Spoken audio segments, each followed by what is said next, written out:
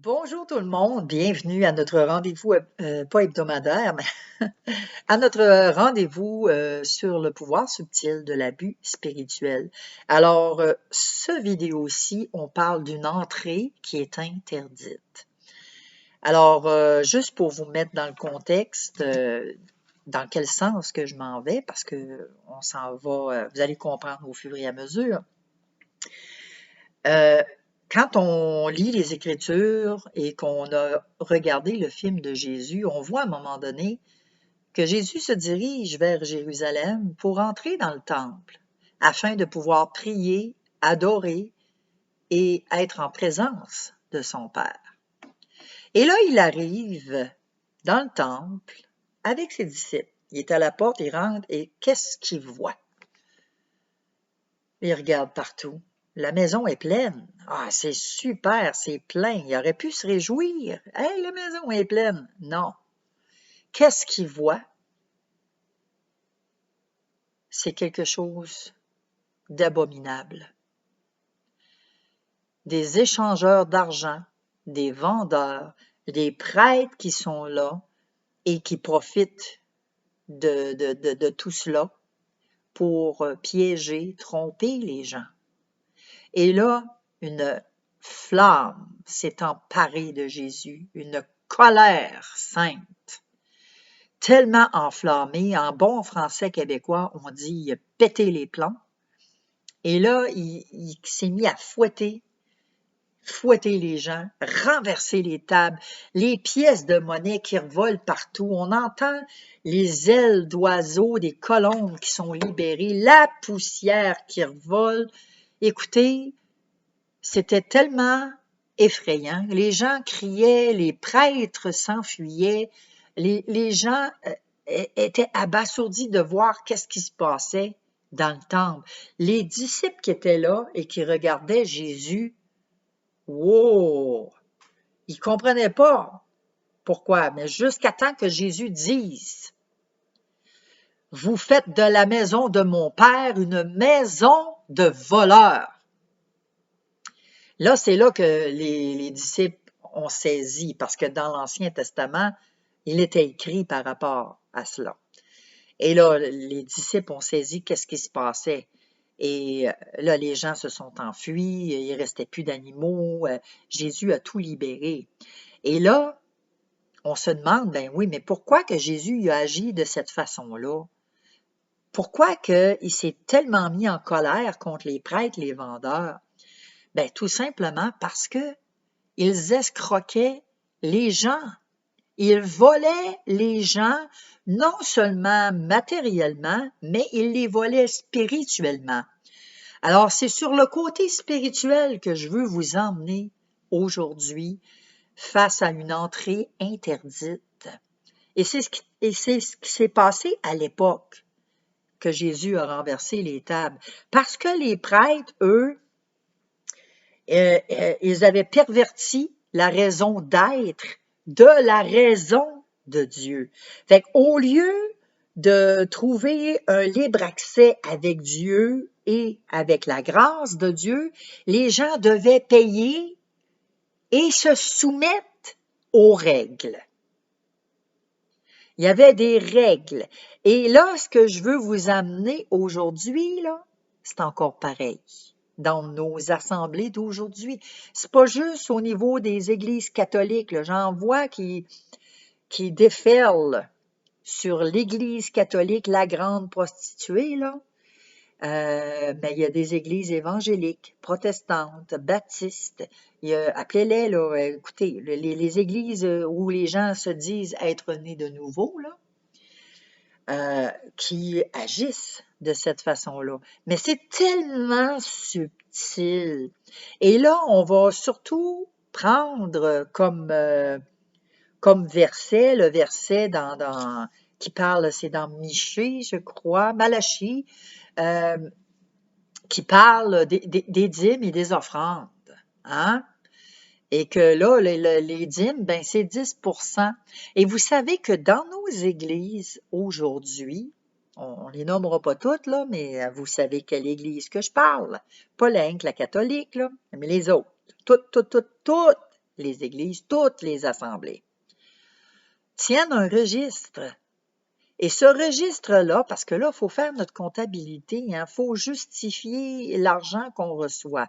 Il faut vraiment là, justifier. Puis non seulement on peut justifier, mais on peut même bénéficier au niveau gouvernemental. Donc, là, ce qui se passe, c'est que chaque Église a un livre. Et dans le livre, on a les noms des membres de l'Église et on leur attribue un numéro. Hein? Ah, c'est donc le fun. Hey, quand tu donnes à Dieu, là, ben, tu peux le déclarer sur ton rapport d'impôt. Puis le gouvernement, là, ils vont savoir que tu as donné ça, puis là, ils vont te récompenser, ils vont te donner un pourcentage en retour. Puis ce pourcentage-là, ben écoute, hey, tu peux le réinvestir dans la maison de Dieu. N'est-ce pas extraordinaire? Une sainte colère qui, là je m'explique, de cette façon-là, catégorise les gens. Ton nom, il est écrit dans le livre, là, tes membres, là, ah, ben un tel a donné, wow, il a donné beaucoup cette année, wow, un autre, ah oui, ah, super. Ceux qui sont généreux dans le dîme, là, parce que c'est plus des dîmes aujourd'hui, c'est des offrandes. Je m'excuse, là, mais c'est des offrandes. Donc, ceux qui sont très généreux, ben, ils ont beaucoup plus de privilèges, beaucoup plus d'attention, beaucoup plus de facilité. Tu sais, on va leur permettre plus de choses. On va être plus permissif parce qu'on ne veut pas les perdre. Hein. Ils donnent beaucoup à l'Église. Hein. Donc, tu sais, il ne faut pas les perdre. Fait que là, on voit le nom des membres. Ah, il y en a qui, ouais, ben. Fait que déjà, dans nos églises respectives, on est déjà catégorisé. Déjà. Hein? Ah, et là, lui, il donne bien. Ah, celui-là, il donne pas vraiment. Tu sais, ils sont pauvres un peu. Ouais, mais là, s'il mettrait son argent ailleurs que des cigarettes, l'alcool, puis là, on commence. Hein? On commence à juger et à condamner, hein, parce que, ouais, mais c'est ça, il est pauvre, il ne sait pas s'administrer, il est sur le bien-être social, il pourrait aller travailler, il a encore une santé, mais bon. Fait que voyez-vous la mentalité en arrière de tout ça qui fait que ici, on soumet les gens, hein, on a des règlements, on a des dogmes et on a des catégories, puis on les met dedans. C'est le fun. Moi, je vais vous dire une chose. Moi, quand on donne, mon mari et moi, parce que mon mari aussi, il est du même avis, on met notre argent dans l'enveloppe, puis on ne met pas notre nom. On n'a pas de numéro de membre non plus, parce que quand on donne, c'est secrètement, selon notre cœur, selon ce que Dieu a déposé en nous. C'est entre nous et Dieu que ça se passe. Les dirigeants de notre Église, hein, de votre Église, les dirigeants qui sont placés là, oui, mais il faut justifier les dons anonymes, dons anonymes, dons anonymes, dons anonymes, OK? On n'a pas à avoir un numéro de membre, parce que hey, c'est avantageux pour toi. Non, le gouvernement n'a même pas droit de savoir comment moi je donne à mon Dieu. Ce qui appartient au gouvernement est au gouvernement. Et ce qui appartient à Dieu, c'est à Dieu. Quand on donne d'une main, on ne sonne pas la cloche de l'autre. Et ici, c'est exactement ce qui se passe quand on regarde ça, cette scène-là. Quand Jésus a pété sa sainte colère, c'est ce que ça représentait. Et on reproduit malheureusement la même chose. Et ici, il y a des gens qui vont sûrement reconnaître ça. Oui, mais oui, on voit ça, ça se passe dans nos églises, puis bon, qu'est-ce que tu veux qu'on fasse? C'est pas si grave que ça, là. Ils auront à rendre compte. Oui, ils vont avoir à rendre compte, effectivement, mais c'est très grave. Vous, peut-être, vous trouvez pas ça si grave, mais quelqu'un qui est pauvre, quelqu'un qui tire la chandelle par les deux bouts, là, hein, qui brûle la chandelle par les deux bouts, qui compte ses sous à scène près, là, vraiment, là, qui a de la difficulté à arriver, n'aura pas les mêmes privilèges et les mêmes avantages que quelqu'un qui donne un gros montant. Hein? Parce que cette personne-là, bon, même si on la perd, c'est pas grave, là, il va en rentrer d'autres, mais celui-là, là, lui qui donne beaucoup, il faut pas le perdre, hein, parce que si on le perd, là, s'il quitte notre église, cette personne-là, là, hey, on perd un gros morceau, là, on va avoir, pouf, un gros trou dans le déficit. Fait que c'est comme ça que ça se passe, malheureusement. Et c'est ça. Quel égarement! Parce que quand on enseigne aux gens que c'est important de donner, hein? C'est important, la dîme, les offrandes, puis en passant, la dîme, ça n'existe pas, là, OK? Ça n'existe plus. Maintenant, c'est des offrandes volontaires selon notre cœur, selon ce qui a été déposé dans notre cœur, et être fidèle à ce qui a été déposé. Si on n'est pas fidèle, ben là, on a des comptes à rendre avec Dieu, mais c'est ça.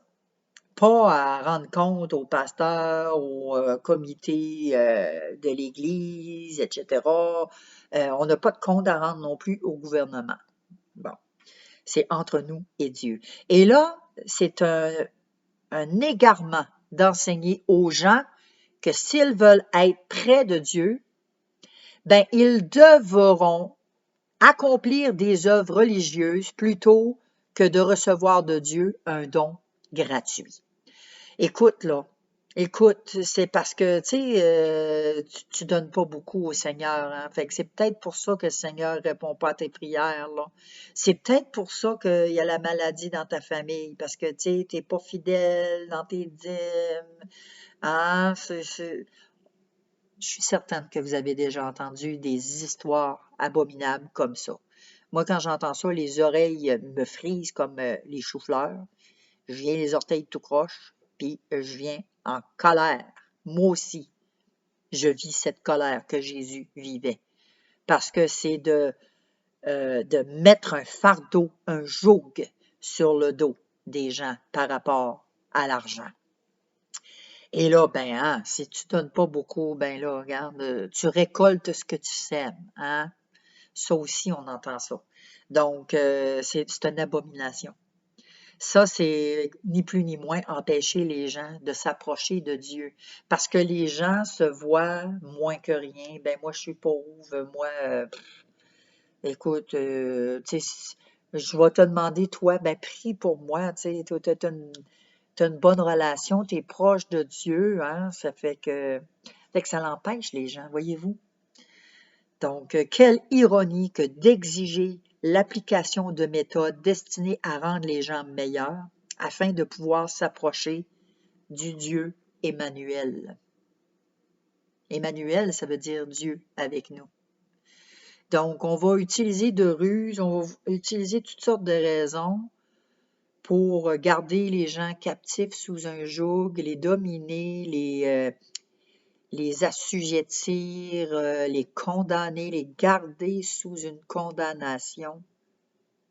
C'est incroyable. Matthieu 23:13 dit ceci. Malheur à vous, scribes et pharisiens hypocrites, parce que vous fermez aux hommes le royaume des cieux, vous n'y entrez pas vous-même et vous n'y laissez pas entrer ceux qui veulent entrer.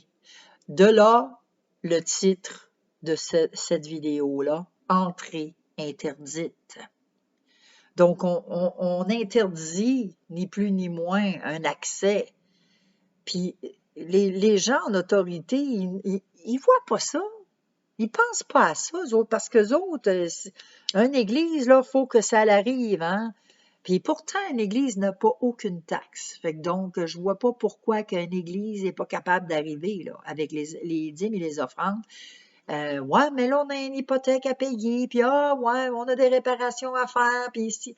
Ben, si vous regardez trop grand, ben, demandez-vous pas pourquoi vous n'arrivez pas. Commencez plus petit, contentez-vous de ce que vous avez, hein? Puis Dieu va ajouter en surplus. Allez pas là avoir des idées de grandeur. Ouais, mais Dieu nous dit qu'on peut. Bon, plein de raisons. Les idées de grandeur, là, laissez ça à Dieu. C'est Dieu qui va faire grandir, c'est Dieu qui va faire croître, qui va multiplier. Nous, ce qu'on a à faire, c'est d'être fidèles dans les petites choses. Oui, c'est bon d'avoir des idées de grandeur, de voir grand, mais attendons aussi que Dieu soit là avec nous. Hein? Si on veut avoir des idées de grandeur, mais que Dieu n'est pas là, ça donne absolument rien. Avant de clarifier les nuances de ce verset que je viens de vous lire, là, malheur à vous les scribes, là, nous devons prendre conscience du contexte des 12 versets qui le précèdent et qui justifient cette forte dénonciation des pratiques pharisaïques. Nous avons déjà souligné que Jésus y révélait les caractéristiques fondamentales des faux dirigeants spirituels. C'était son point de vue sur l'abus spirituel. Nous avons vu jusqu'ici, depuis toutes les vidéos que j'ai faites, que le profil commun de ces dirigeants-là, qu'il s'agisse d'actions conscientes ou non, inclut le fondement illégitime de leur autorité, la double vie, hein, car ils disent et ne font pas, l'habitude de placer de lourds fardeaux sur les gens, une tendance à afficher leur religion afin de gagner l'approbation des autres. Attendez un petit peu, on va tourner la page. Bon. Des autres. Au verset 13, c'est comme si Jésus continue sa confrontation, mais à un niveau différent. Là, on est dans Matthieu 23. Là. Hein? Souvenons-nous, là. C'est dans Matthieu 23 qu'on est. Un niveau différent. Il va au-delà de la simple identification des caractéristiques et décrit l'impact que produisent ces gens sur la vie des autres. Nous croyons qu'il désirait nous garder éveillés sur l'importance de ce problème et la nécessité de ne pas le minimiser. Or, c'est pas grave. Non. Minimisons, en tout cas, arrêtons de minimiser, on va le dire de même. Arrêtons de minimiser cette situation-là. Au verset 3, Jésus affirme catégoriquement qu'il s'agit là d'une question importante et non pas d'une problématique normale ou simplement d'une variante dans les styles de ministère. Il est ici question de la possibilité d'empêcher les gens d'entrer dans le royaume des cieux. C'est pourquoi il faut le considérer très sérieusement.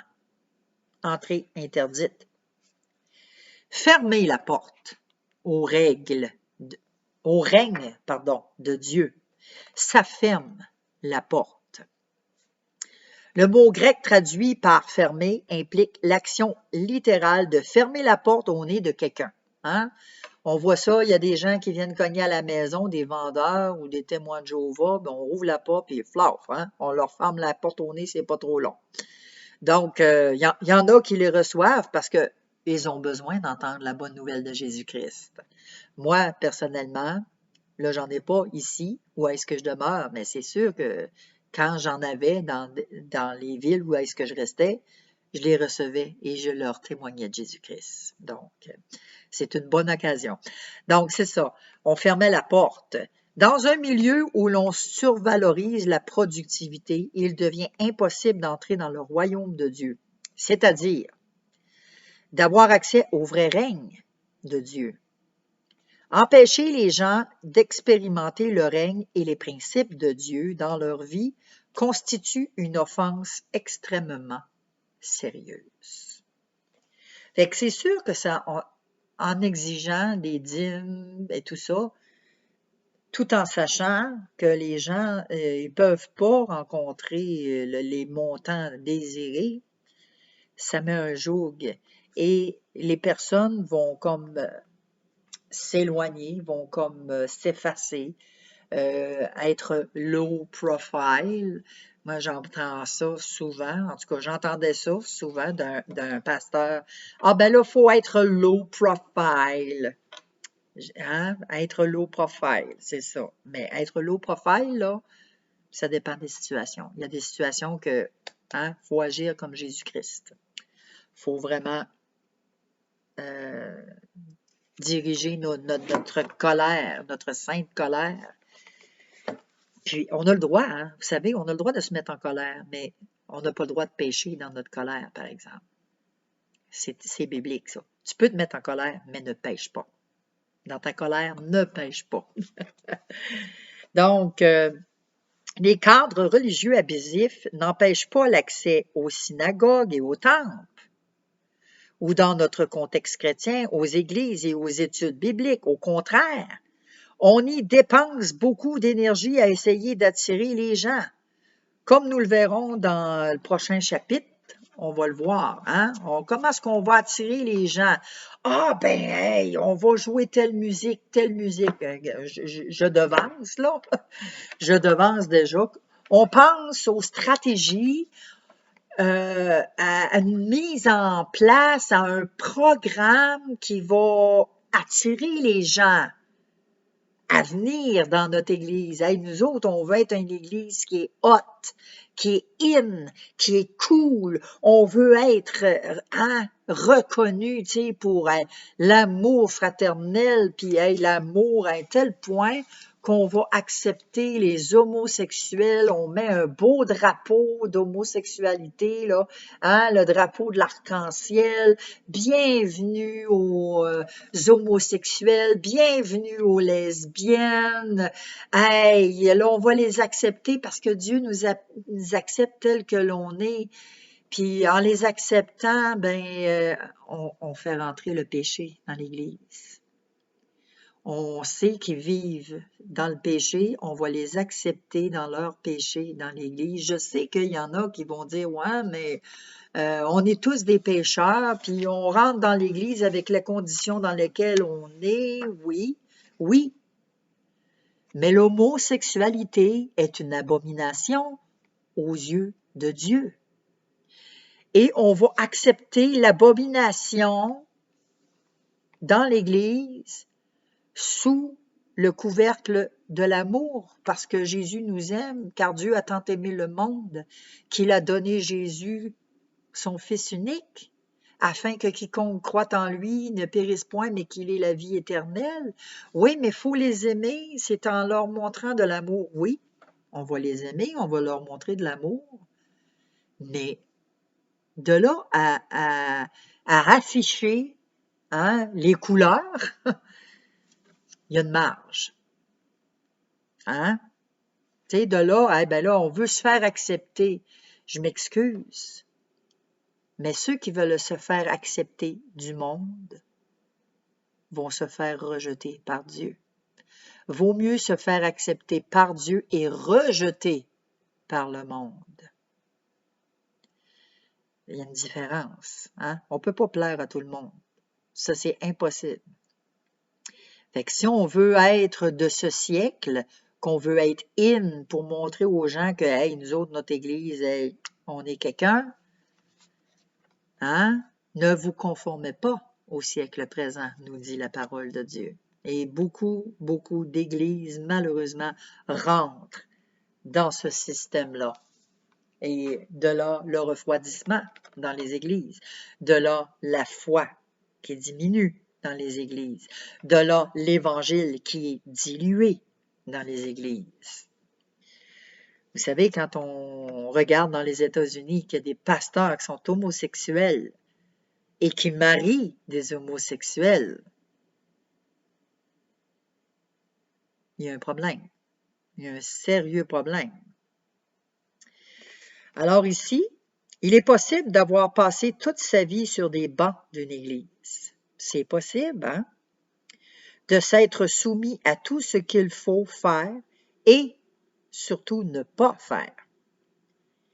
De connaître toute la doctrine et ne pas pouvoir entrer dans le royaume. Quelle tragédie que de passer toute une vie à pratiquer la religion sans n'avoir jamais expérimenté la réalité du Christ vivant en nous et parmi nous. De là aussi, Jésus, quand il va dire, il y a des gens qui vont dire, Seigneur, Seigneur, n'ai-je pas prophétisé en ton nom, n'ai-je pas guéri, n'ai-je pas fait ci, n'ai-je pas fait cela. Retirez-vous de moi, vous qui commettez l'iniquité.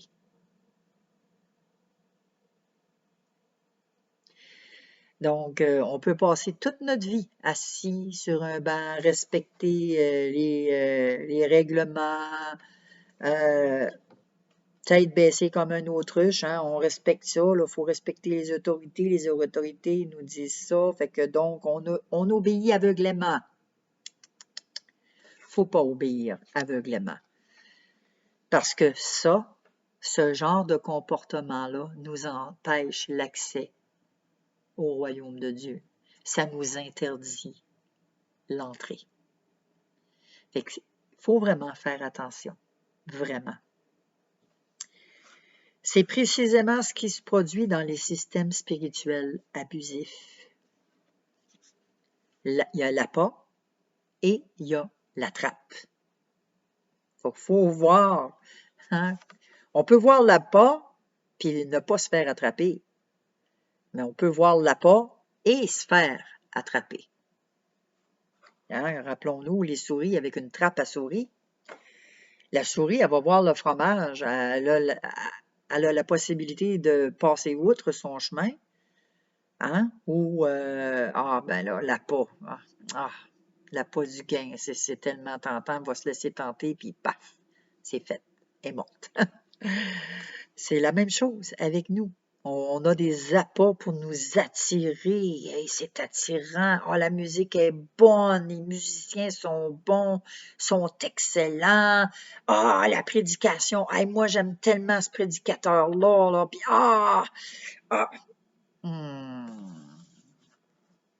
Voyons voir. Toujours derrière. Toujours ce qui se passe derrière.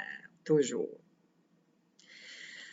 Donc, les victimes sont les hommes ou les femmes qui cherchent un sens à la vie. Et même davantage, ils cherchent Dieu. Parmi les nombreuses astuces utilisées dans le domaine de la mauvaise publicité, il existe une escroquerie bien connue que l'on appelle l'appât et la trappe. Ceci consiste à attirer le client en lui promettant un certain plaisir ou un bien. C'est l'appât.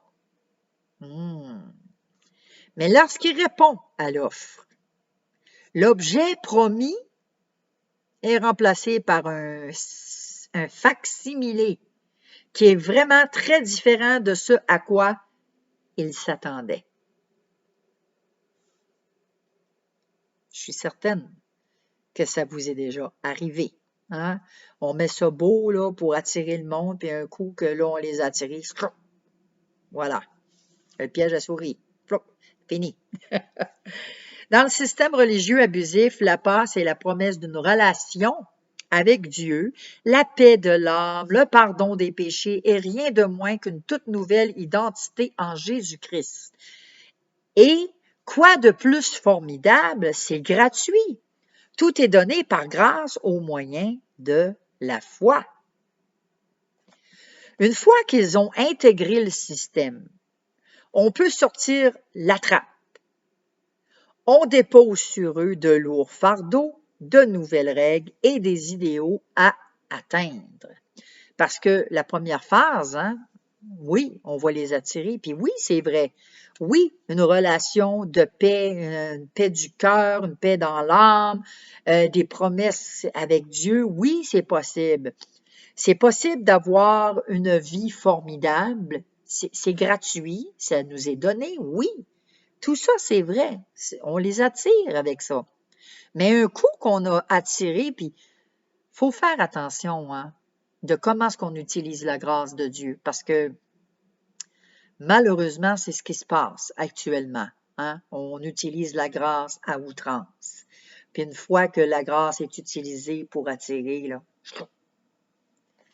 et c'est ce qui se passe. On referme le piège, hein, où on met des trappes tout le tour, puis là, tu peux pas t'évader, là. Si tu t'évades, ben, tu vas te prendre dans des pièges, parce que là, on met des règles, des ordonnances, on met des dogmes, et puis des fardeaux. On a vu ça tout le long de cette série-là, en passant, qui dure quand même un bon 13-14 vidéos. Alors, c'est ce qu'on a vu. On utilise le langage de Dieu pour forcer les gens à agir. Ça, c'est de la manipulation. Vraiment. Tu sais, ben là, une fois, tu sais, on va bien parler de la grâce et de la vraie vie. Ils vont chanter sur des thèmes tout en réalisant qu'ils ne reçoivent guère ce qui avait été promis au départ. Hein? Ils n'ont pas trouvé ce règne de Dieu rempli de vie, sinon un Dieu substitut qui soudainement exige d'eux une énorme quantité d'activité. Ils doivent prouver qu'ils sont de bons serviteurs. Moi, j'ai toujours dit que c'est par les fruits qu'on voit. Puis on n'a pas à exiger quoi que ce soit. Si vraiment Dieu est dans ta vie, que le Saint-Esprit te dirige, te guide, les fruits vont se voir. C'est même pas un effort. Tu n'as pas d'effort à faire, ça se voit. Puis là, eux, ces gens-là qui se font attraper, ils voient que ce qu'ils avaient recherché, on leur a donné un fac-similé. Comment fonctionne cette dynamique de l'appât et de la trappe? Comment ça fonctionne? Le texte de Matthieu 23, 13 nous instruit à ce sujet. Et vous ne laissez pas entrer ceux qui veulent y entrer dans le royaume de Dieu.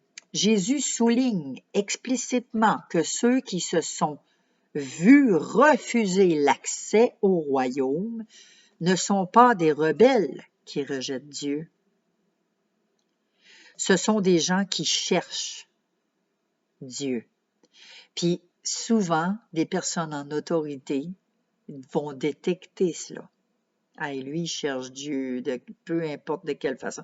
De là, les gourous, hein, d'ailleurs, hein, les sectes qu'on entend parler, puis vous savez, la secte de Waco, comme quelle catastrophe que ça a fait, ben c'est ça. Hein? Le gourou de cette secte-là avait vu ça chez ces gens. Il voyait que les gens recherchaient quelque chose, recherchaient Dieu, ben il y a eu un appât, puis après ça, il y a eu une attrape. Fait que c'est ce qui complète notre petite vidéo. J'arrête cela parce que j'aimerais quand même que vous réfléchissiez à ce que je viens de discuter. Et si c'est votre cas, eh bien, demandez tout simplement au Seigneur de vous diriger dans une bonne assemblée, là où vraiment l'Esprit de Dieu agit, là où vraiment les gens ont un cœur selon Dieu. Puis je vous garantis qu'il va vous guider parce que il répond aux prières de ses enfants. Et quand on cherche Dieu de tout notre cœur, il se laisse trouver. Alors sur ce, je vous souhaite une bonne fin de journée. Soyez bénis. On se dit à la prochaine.